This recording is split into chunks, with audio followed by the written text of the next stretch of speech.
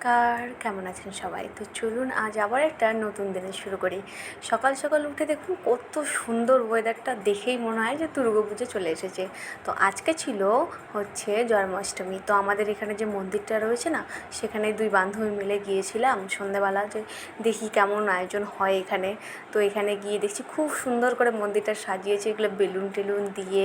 তারপরে এই দেখুন না কত সুন্দর সুন্দর সেই রাধা কৃষ্ণ সাজানো হচ্ছে। তো এখানেই কিছু মেয়ে ছিল যারা ছোটো ছোটো বাচ্চাকে রাধা কৃষ্ণ আর গোপী সাজাচ্ছিলো। তো ওটাই বসে বসে দেখছিলাম, বেশ ভালো লাগছিলো দেখতে যে এরকম সিকিমে এত সুন্দর হয়, সেটা কোনোদিনও দেখিনি। তো ওটাই, তারপরে যে মন্দিরে যখন এসেছি সবাইকে একটু দেখিয়ে দিই। এখানে সমস্ত ঠাকুর রয়েছে, আর এখানে রয়েছে এদের এখানকার যে ওদের যে গুরুদেব বলে, ও সেটা সাই বাবা টাইপের কিছু একটা, আমার ঠিক মনে নেই।